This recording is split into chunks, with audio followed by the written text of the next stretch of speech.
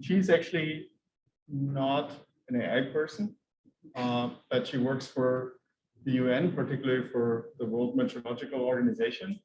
And in particular, she works on climate forecasting models on a global scale, which obviously has a lot of ties to ecology.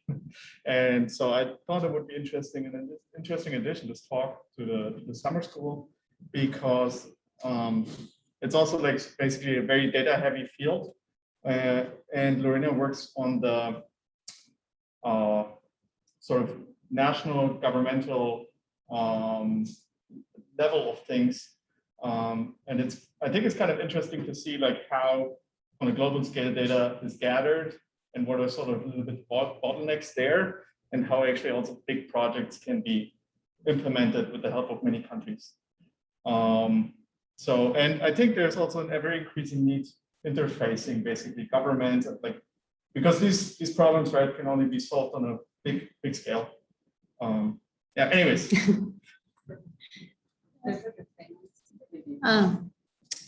You go again. Where is that? Is this one? No. No, not that one. Okay, I don't know how to get rid of that.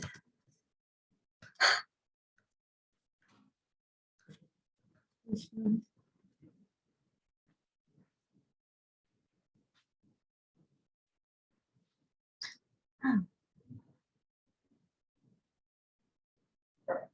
Okay.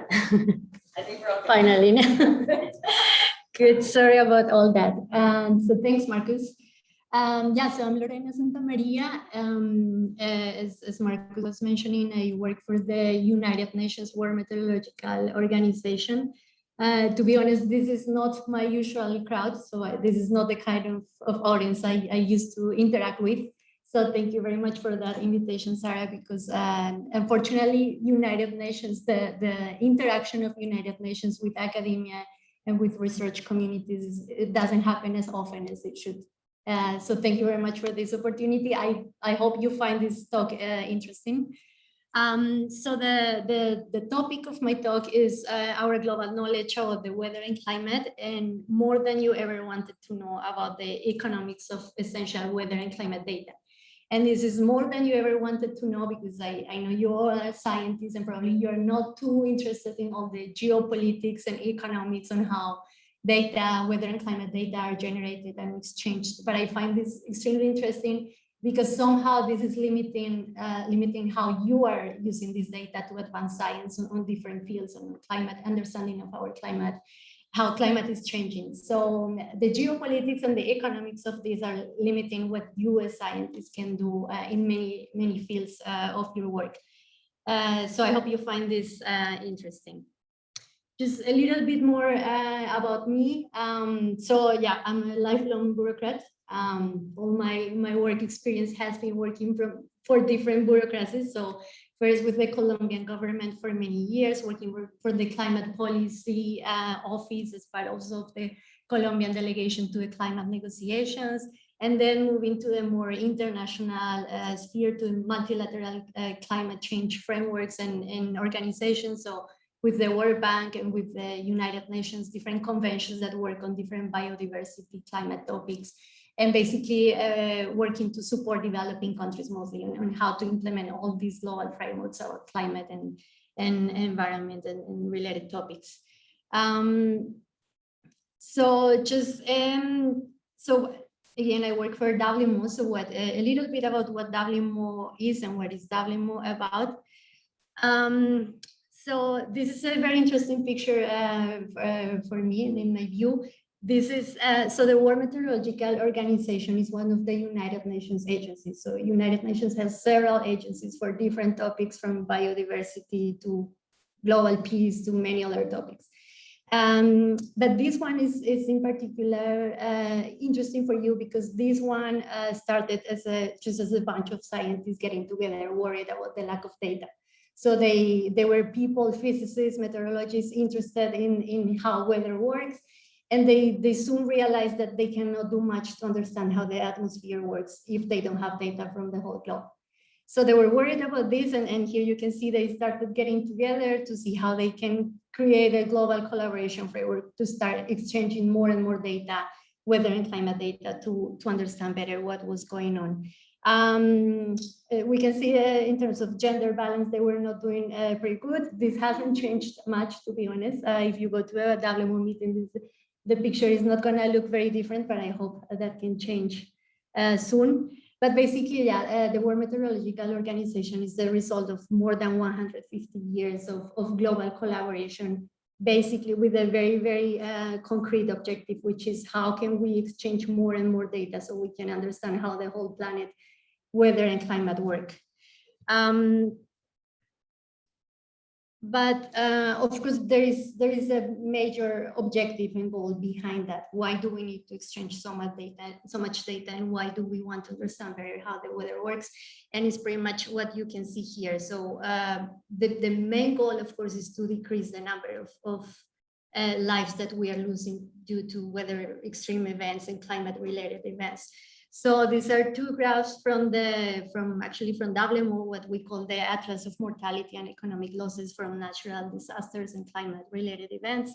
And what I just wanted to highlight here is that despite an increasing trend in the number of climate-related extreme events and disasters, we can see that the number of deaths keep decreasing.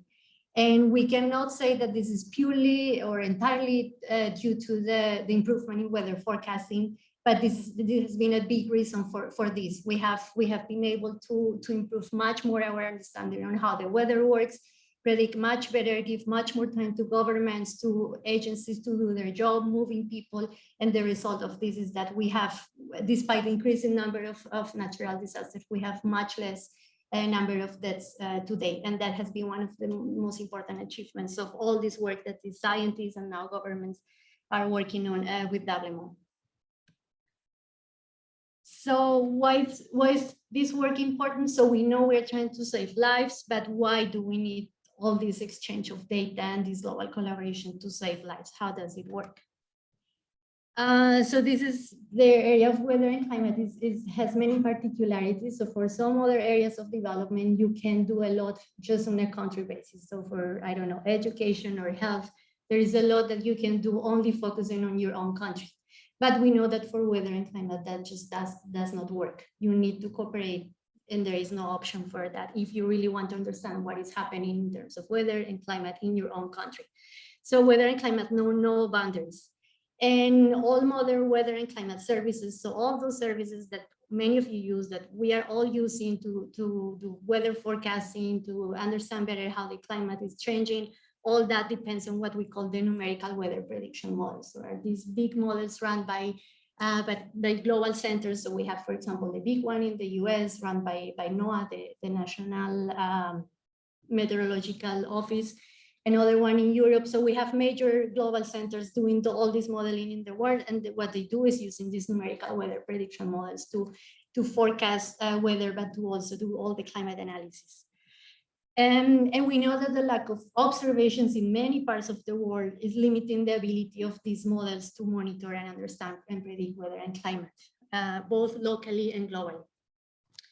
And then the lack of observations in many parts of the world, so that, of course, that the biggest impact of that lack of observations is on the quality of the forecast for that country or for that area, but then slowly it starts spreading and then starts affecting the whole globe, the quality of the forecast or the climate monitoring for the whole globe. So basically in meteorology, ignorance knows no boundaries. And that reality has profound consequences on how we do the governance about weather forecasts and weather data and climate. This, what you can see here, so the graphs, the pictures here are two examples on how this looks in reality. So the one on the upper part of the slide is just one of these experiments that one of the big global modeling centers keep running to see where the sources of error are for the weather forecasting. And here what you can see is that the lack of so this was actually for a very bad day in terms of weather forecasting for Europe. So they had a the forecasting was completely useless was a 7 to 10 day forecasting and was completely useless. So of course they were interested to see what was happening. And then they ran these experiments where they see the denial experiments where they see, okay, where the lack of data was affecting our forecasting. And the lack of data from one place in the Pacific, from Papua New Guinea, was the one, when they traced that back, that was one of the main reasons why the forecast was so bad in Europe for that 7 to 10 day period. The other example that we see here is actually the US. This is actually a very old graph from the National NOAA, so the National Oceanic and Atmospheric Office. And what you can see here is that in the US, if you want to be able or to try to do a decent forecasting beyond 2 to 4 days, you need data pretty much from the whole world. So for 1 day, it's okay to have only local data, so only from the US. For 2 to 4 days, you start needing more sub-regional data from the Caribbean, from the Pacific. And then 5 to 7 days, there's nothing you can do if you don't have data from the whole world, pretty much. This is another example from an island also in the Pacific, in the French Polynesia. And here again, this is experiments run by the ECMWF, which is the European Center for Weather Forecasting Modeling. And what you can see here is that the impact on the forecast accuracy of just one radio zone, so one of these weather balloons in the Pacific, is much larger than just adding one more station in France. So if France wants to get a much better forecast, it is in their interest to actually invest in this station in the Pacific rather than adding just one more station to their network, the national network. And this is a clear example on why this has to be a global collaboration and cannot be just a purely country-driven process.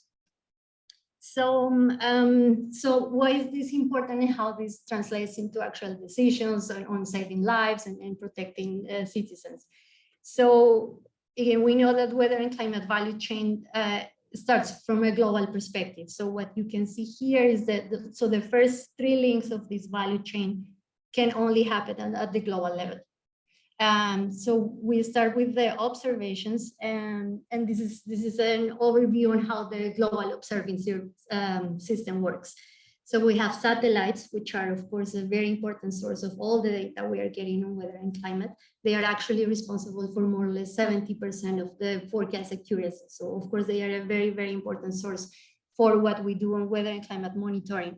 But we know satellites are not enough, and they have several limitations for different types of observations of different weather variables. So we need also surface-based observations, which is of course the ones you see. So all that infrastructure that you see at surface level, we need several weather balloons, several automated weather stations, aircraft, buoys, several infrastructure at the surface level that we need to complement the space-based one.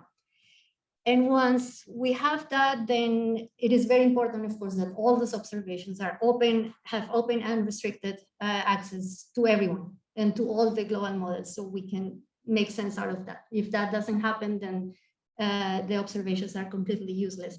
So these observations go to the global numerical weather prediction models, and once all these 3 steps are done, then we can move to the local level, to the national level action. So countries can use all this information, and then they can do local data processing, forecasting, they can do warning and advisory products, and they can do everything that we know, like the classic weather apps with the alerts, the different weather services for different sectors, for agriculture, for transport. All that can be done at the national level. Government decisions on when to move people, how to protect people, all that can then happen at the national level, but we need first the global infrastructure.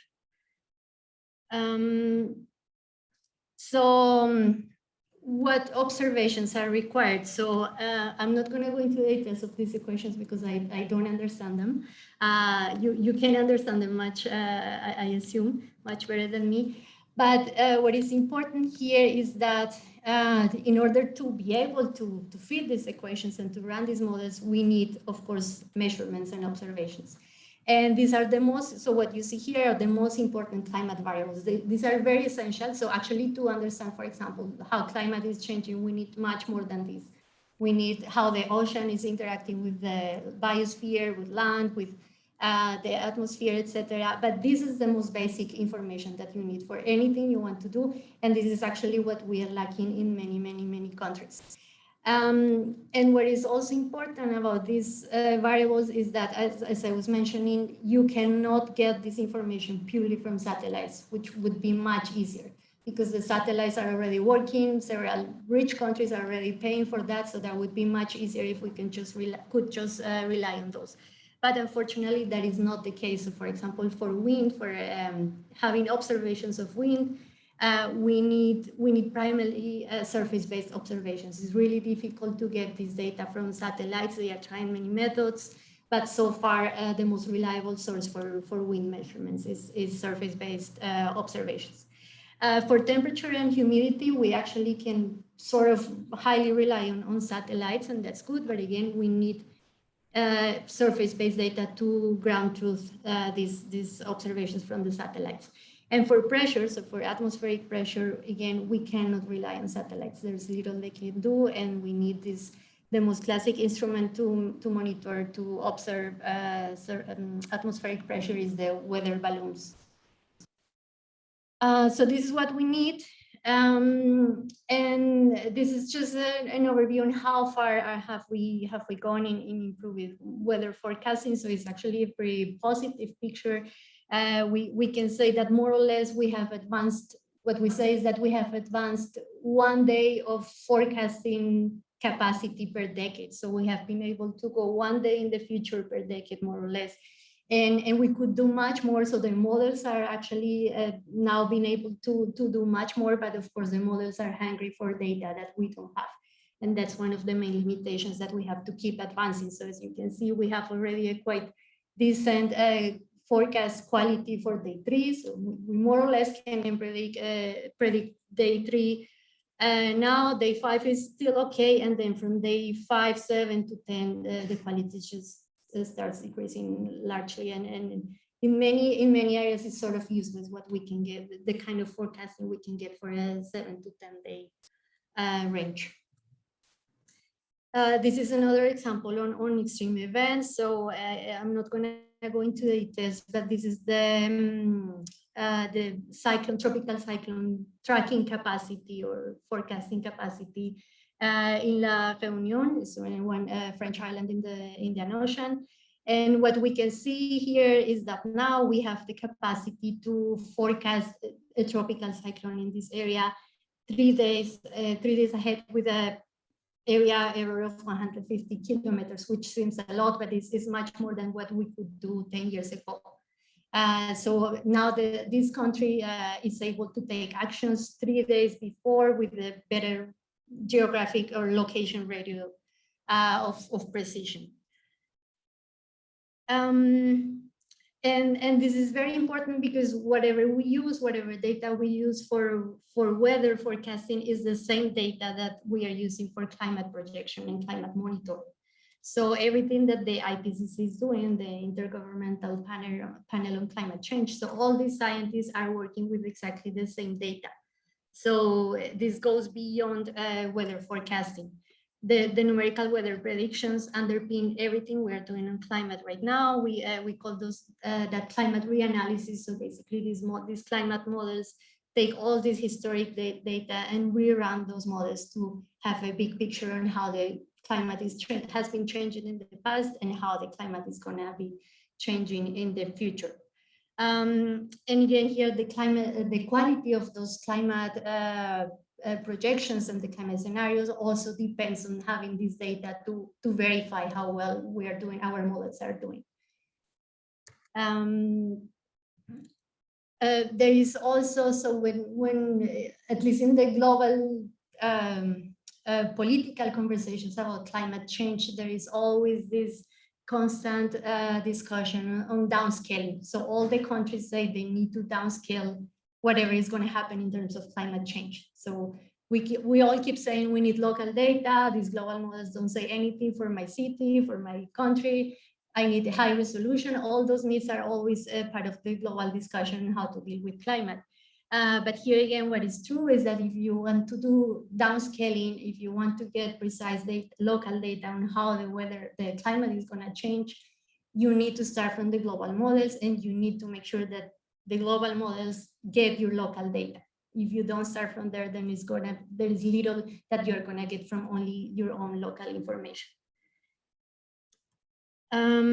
So this is why all this is so important, how we're using it, but how the big question is, how good is the global weather and climate data exchange? How good is the coverage? How are we doing in terms of this very essential weather and climate data? So we are doing pretty bad, as you can see here. So with the countries that you see in orange, like the US or China, are countries that have a lot of data. Of course, they are generating a lot of data. They just need to switch a button to do that more often, and then we're good. So they can easily move from the orange dots to the green ones, which are the ones that are doing pretty good, as you can see, for example, in Europe. So that's easy, and that doesn't take much effort. It's just more political willingness from these countries to do that transition. But on the other hand, we have all these countries with black dots and red dots, where either we don't have any stations, we are not generating any observations, or we have stations, but those stations are silent. They are not sending any data to the global system. And you can see that the situation is particularly bad in Africa, of course, and in many islands in the Pacific, which is a very important area for the weather and climate models. So we are doing pretty bad. And of course, many countries, so all the countries that you see where the dots are black or red, those countries cannot even know how bad is their weather forecasting, because they have no way of verifying that.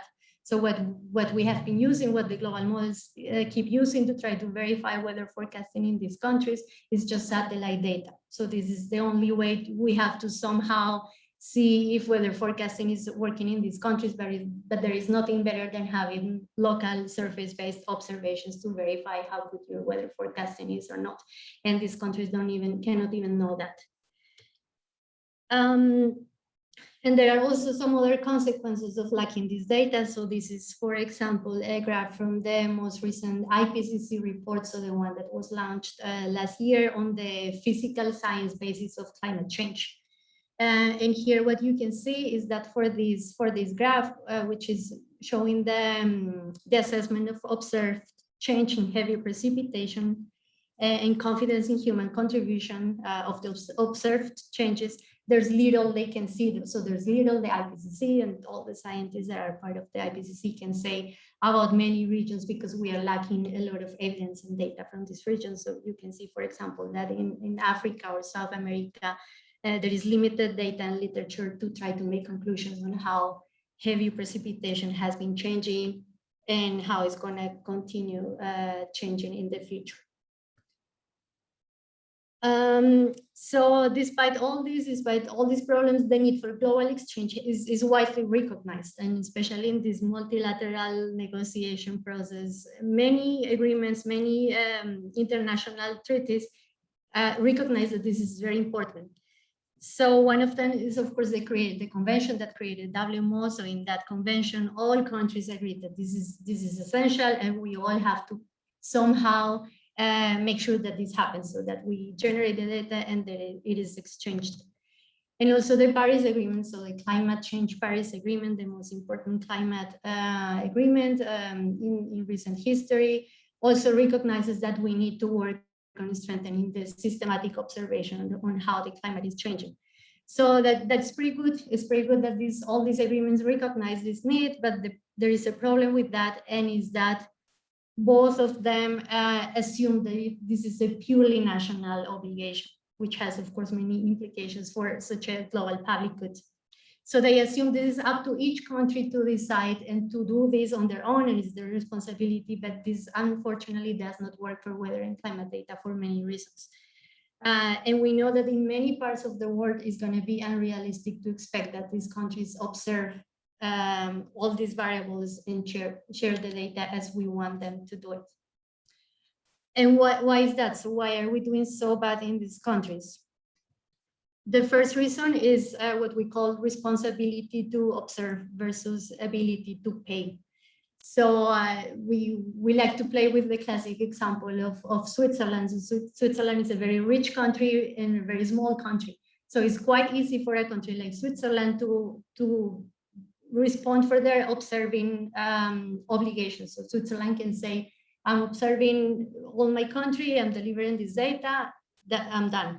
But reality is that, of course, this is much more complicated for many other countries that are much bigger than Switzerland, for example, and have no resources whatsoever to put on this. So, and Switzerland needs from data from other countries. Other countries, of course, are using the data from Switzerland, but Switzerland also needs from the data from many poor countries. So how do we fix this mismatch between the resources of some countries and the area that they need to observe? So what we can see here is just a comparison between how countries are doing in terms of one of the weather variables that they need to observe. So the graph on the left shows how they're doing in terms of exchange of observations. And the countries that are in dark red are doing pretty bad. They are not exchanging anything near close to what is needed. And what you can see on the right map, the right plot, is the GDP to surface area. So how much resources a country has per square kilometer, to do a comparison on the resource capacity that countries have to observe their area. And what we can see is somehow a match between the dark colors. So the dark reds somehow match with the dark blue and purple on the right side, which means we are expecting a lot of observing needs from these countries that just don't have the capacity to do it. The second big reason on why are we failing so bad in delivering this data from these countries is that how we have been doing development aid. So as I was mentioning, many international agreements have recognized the importance of this topic, and therefore several United Nations agencies, the World Bank, all of them are investing a lot on trying to fix this problem in developing countries. The problem is that they are using the wrong target.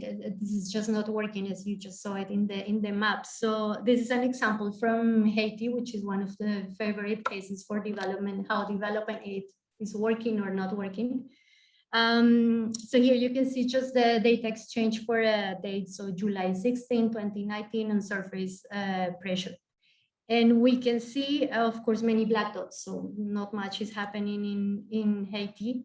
Too many black dots, a big candidate for aid, so several agencies going to this country.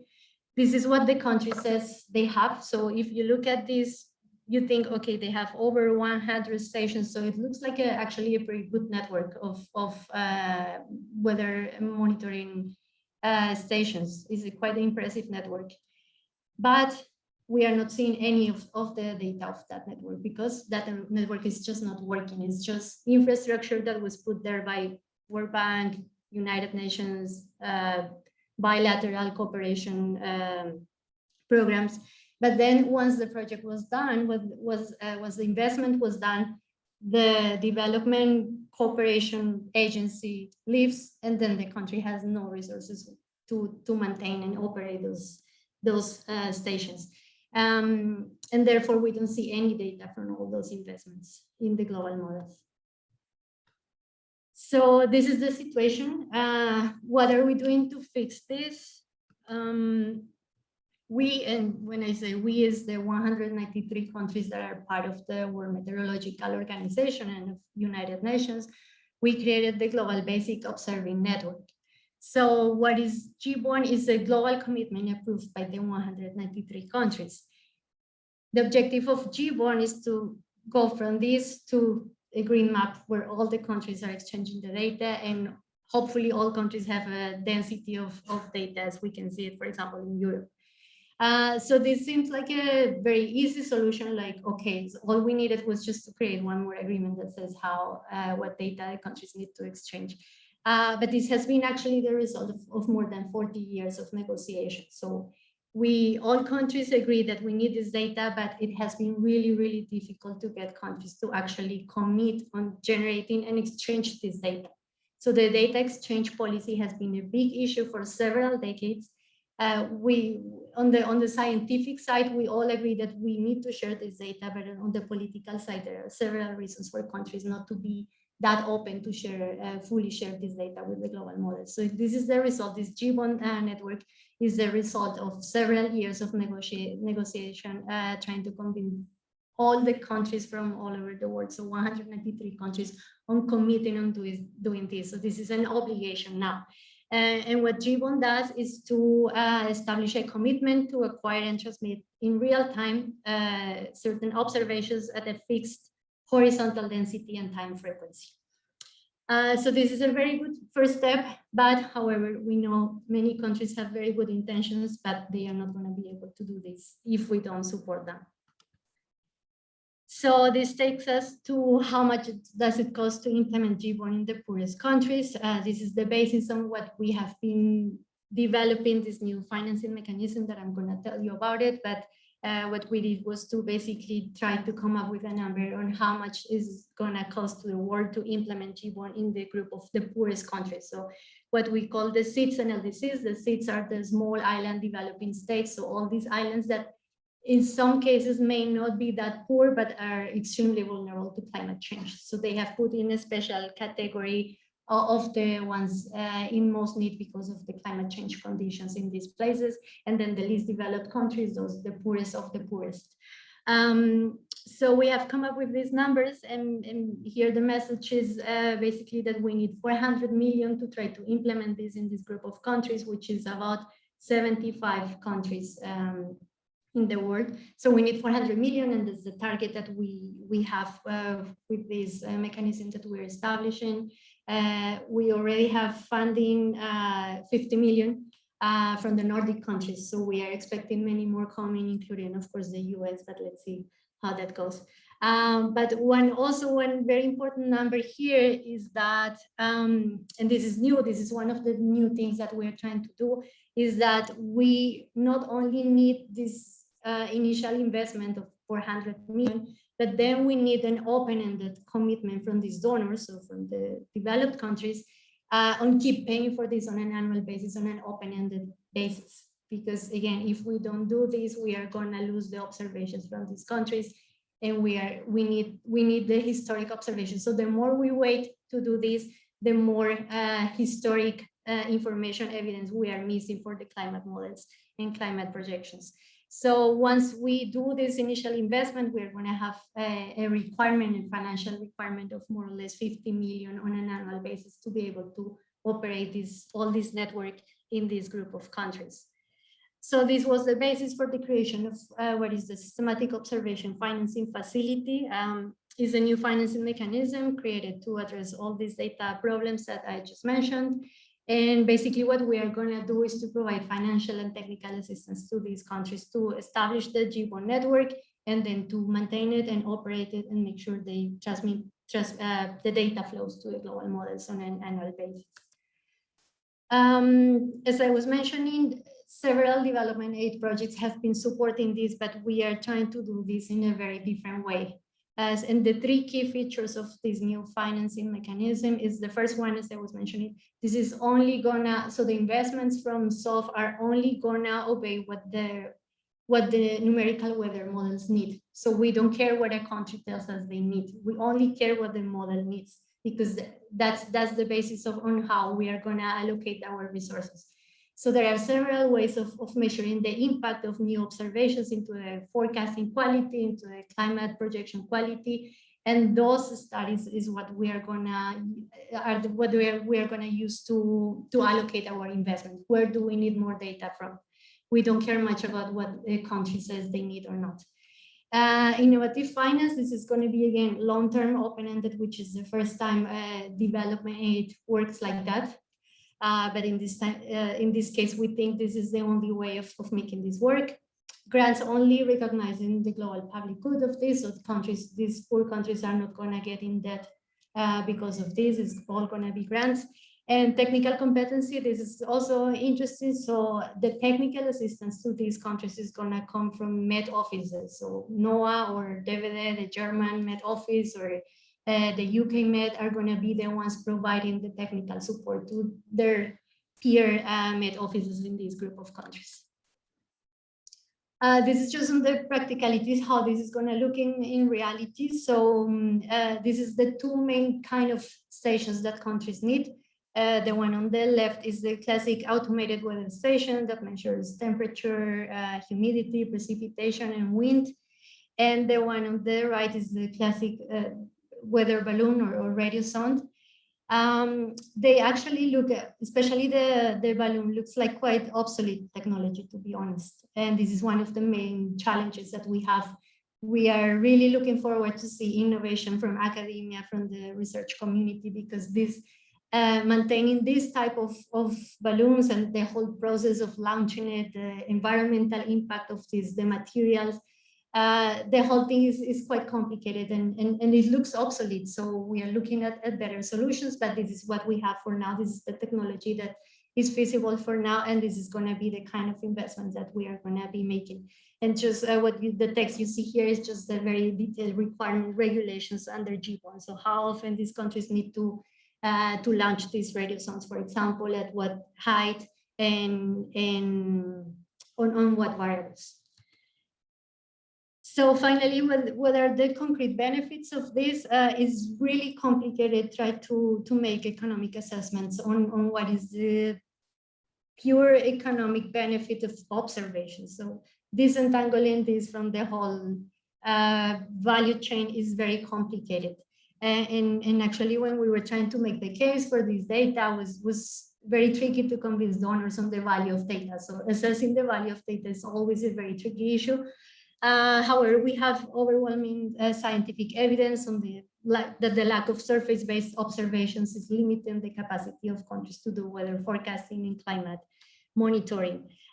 So based on many assumptions, we are assuming that a global average 4% improvement in, so this is a global average of improvement in the weather forecast, but this needs to be, we need to look at this carefully because of course this is a global average, but the benefits in particular in the countries that don't have data are going to be much higher. So this is just a global average, but the weather forecasting quality in a country in the Pacific that has no data is going to get much better.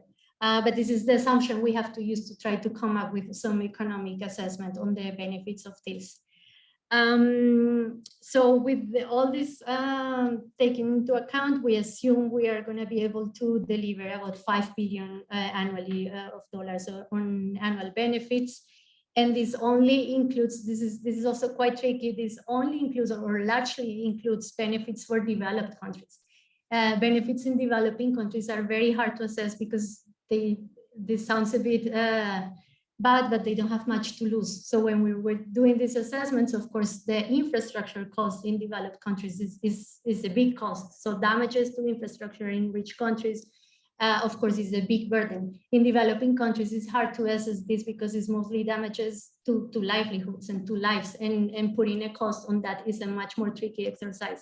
So this is mostly benefits for developed countries, but of course the other benefits to other developing countries go much beyond this.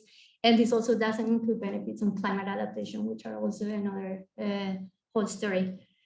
So with that, I finish. Thank you very much. I hope you found this interesting. As you saw, this is going to be a lot of money coming from taxes.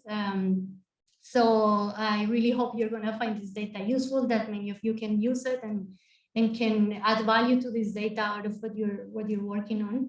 I'm very curious about your feedback. And of course, there are several questions, technical questions on this that I may not able to answer, but I'm happy to put you in touch with the WMO colleagues that work more directly on the models and this topic. Thank you.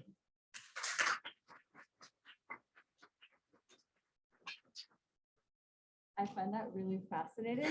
And I think particularly because when I look at this, and then I look at where we're at in terms of global biodiversity data, for example, I'm like, wow, we have so far to go, right? And you guys are facing so many challenges, but like you're light years beyond the types of data infrastructure we have around biodiversity, for example. So excited to see where we can hopefully get to, but also seeing all the challenges, even for you at the level you're at, is like a bit daunting. Anyway, any questions? Yeah.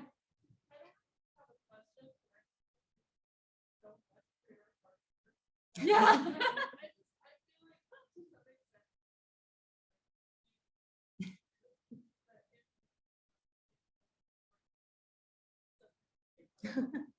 Thanks for that. Yeah, Suzanne?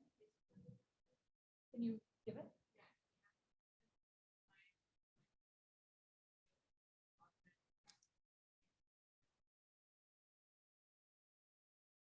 Basically, like, can individual people contribute?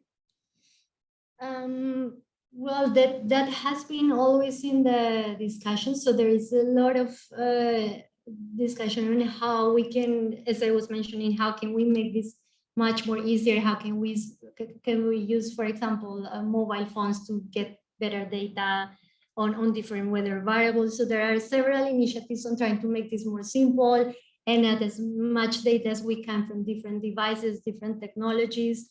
But what we have come to conclude is that all these are good additions, but we need the very essential basic data that comes from this technology, these weather stations.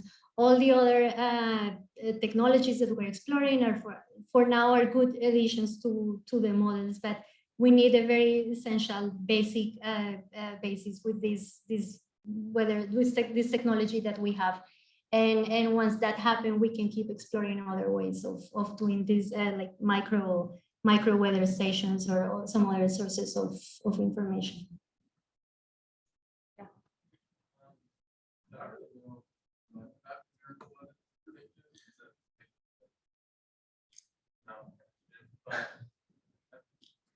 Is there like a scale that WMO stops forecasting at? I would imagine like once you reach past certain time ahead, the variables that you would need to predict change significantly. And so I would imagine that the data that's being exchanged, so that could change like at a certain point, like inspiration and like ocean CO2 uptake or something like that. So I was just curious, like how you guys deal with that. Yeah. Oh yeah, that was a long question. So, but maybe just say like he asked about this, and then answer a part of it or whatever. We can go back. So your question was about like how far can we go in terms of weather forecasting, and then when does it get way too complicated and too many variables, additional variables are needed to be able to have some meaningful forecasting projection, more or less.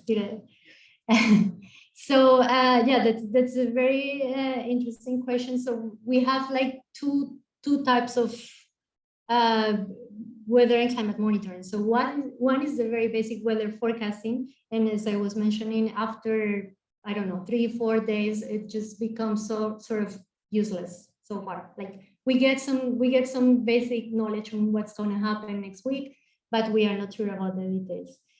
So that's the weather forecasting part. But of course, the more farther in the future you want to go, then of course it gets much more complicated. Then many other variables start applying, and that's when it becomes climate monitoring, like climate, which implies a different sort of modeling and different inputs. But what basically, I'm also not a numerical weather prediction person, but basically what these global modeling centers keep doing is to keep changing what we call the initial conditions. So they have these models, and for climate monitoring, for example, they keep collecting these observations and then rerunning these models with the new initial conditions from what they are seeing or from what is being observed. And this is how they keep advancing these models. And of course, also, of course, about there is a lot of it's a very dynamic process in terms of also advancing on the actual equations behind the model. So every day, much more knowledge comes about how the atmosphere is working, how the climate circulation models are working, and all this is constantly being added to how these centers do their model. I hope I answered your question, but I am happy to put you in contact with the ones that know more how this works. So it sounds like money was a big barrier, like lack of developed countries not wanting to get money to this. That was like a big barrier. What do you think was like the big selling point to get over that barrier? Like why did the Scandinavian countries eventually agree to commit that money? Like what was the final straw for them that really pushed them over the edge? Was there one thing, or was it just a whole collection of things that you had to like wear them down? Yeah, that's also a very interesting question. To be honest, this. Oh, okay, I have to repeat the question. So what was the final selling point to get the initial donors that we got convinced about this? That was a very, very difficult journey, to be honest.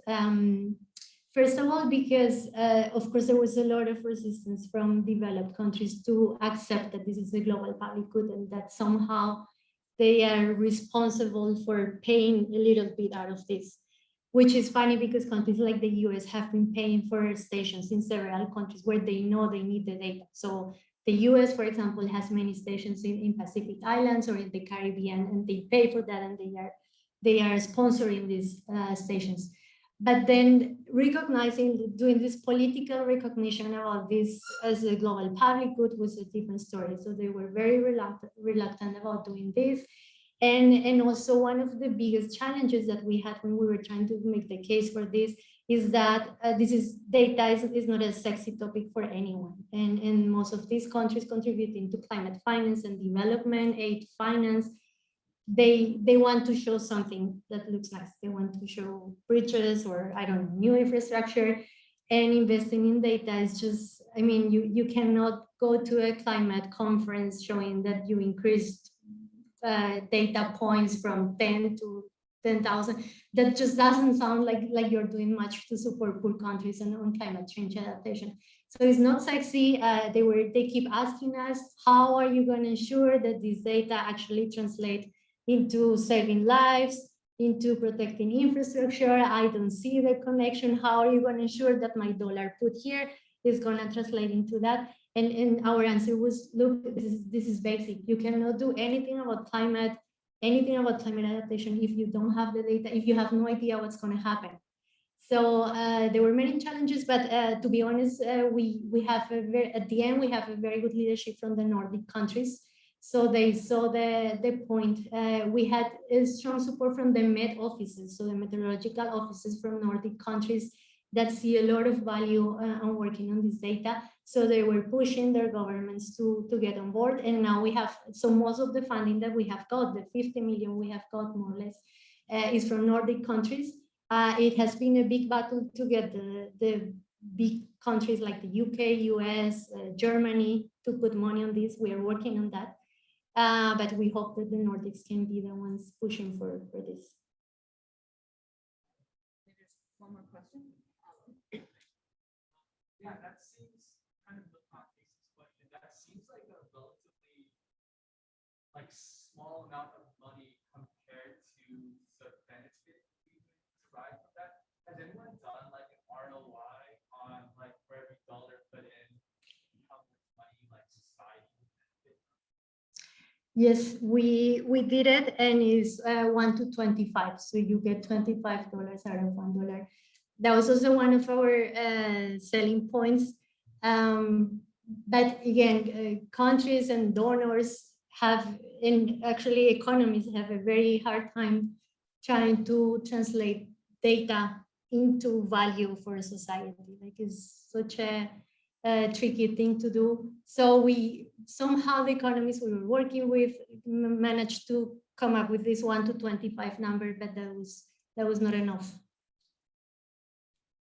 There's one more question on the Slack or the chat. Do you answer that one, and maybe read it so that we can. So it should be do services like Starlink, worldwide low latency satellite communication, allow for low swap devices in far-flung places where infrastructure is hard to get connected into this reporting network. For example, middle of the Sahara. To be honest, I have no idea. It's a very good question, and I'm happy to take it to my colleagues, but I'm not sure I can answer to that. And then I think it's a follow-up that you, but if you can. send it to Jose, it'd be amazing. Yes, I can follow up on that. All right, awesome. Let's thank the speaker again. This was so fascinating. Thank you.